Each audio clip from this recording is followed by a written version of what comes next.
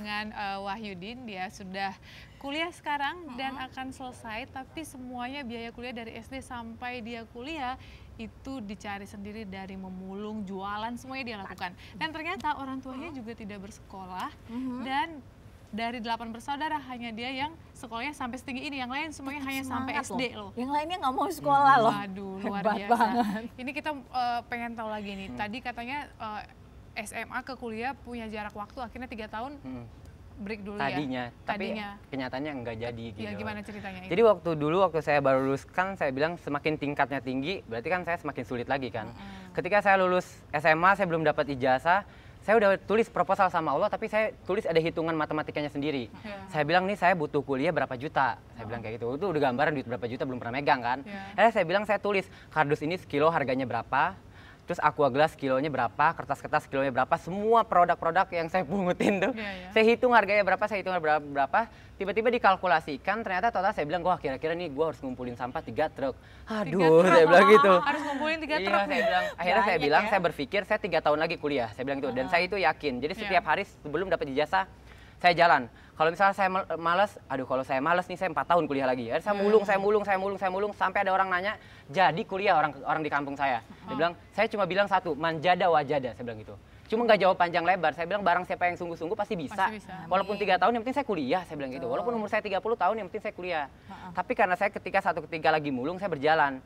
Saya berpikir, malam-malam saya bilang, wah kalau kayak gini terus, berarti ini selama 3 tahun nih monoton mulung doang, nggak ada kegiatan sekolah. Saya bilang kayak gitu. Akhirnya saya harus cari kegiatan yang lain. Saya bilang akhirnya saya terpikir untuk ngadain acara santun anak yatim sama janda tua satu kampung waktu itu.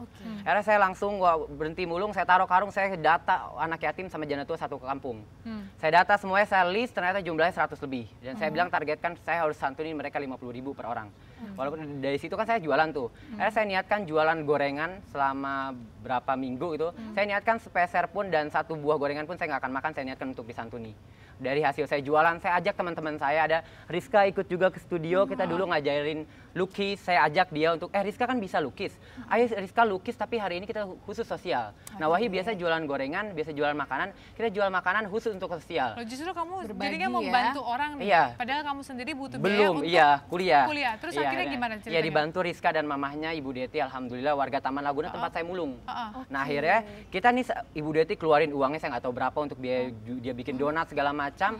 Akhirnya dia jualan, dia bilang, Wahyu kamu jualin nanti uangnya nggak usah kasih saya, semua modalnya nanti untuk santunin. Nah saya yang bisa, saya jualan gorengan, anaknya jualan lukisan. Kita ajarin warga satu kampung, akhirnya kita jualan. Akhirnya acaranya sukses, anak yatim sama janda tua gabung semua, akhirnya terundang dan acara sukses banget. Dan besoknya saya nggak berpikir lagi, saya bilang besok saya mulung lagi, udah nggak ada beban lagi. Nah akhirnya ternyata tiba-tiba saya dipanggil sama ada orang-orang kaya yang dermawan dekat rumah saya, 2 keluarga. Mereka penasaran, katanya ini ada pemulung, ganteng gitu Mbak katanya. Tapi bukan kata saya gitu, kata pembantunya gitu Mbak. Kata pembantunya bukan kata saya. Akhirnya mereka bantuin kamu. Penasaran dia, akhirnya Wahyu ditanya, Wahyu kamu kuliah kurang berapa? Saat itu kuliah udah daftar hampir tutup semua. Akhirnya saya ditanya kurang berapa, saya bilang kurang sekian juta.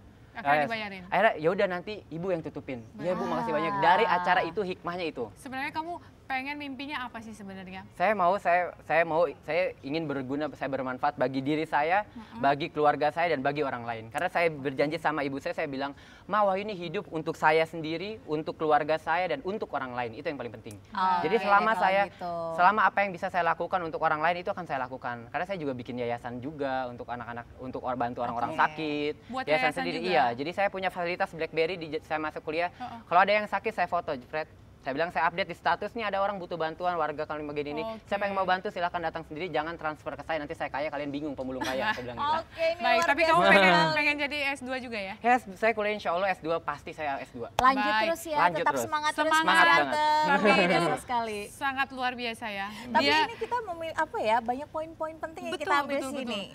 Dia memberi, dia mendapatkan. Apa yang dia tabur dia tuh lebih banyak sekali ya. Dan dia nggak mikirin dirinya sendiri, mikirin orang dulu, baru orang lain mikirin dia. Iya, itu benar-benar di luar perkiraan banget. Dan bermimpilah setinggi-tingginya karena itu akan membawa Anda ke satu tujuan. Baik, terima kasih untuk kebersamaan Anda 2 jam ke depan. Terima kasih Wahyudin. Sama-sama, sukses terus. Dan kita seperti biasa akan ketemu Senin sampai Jumat dari jam 10 sampai jam 12.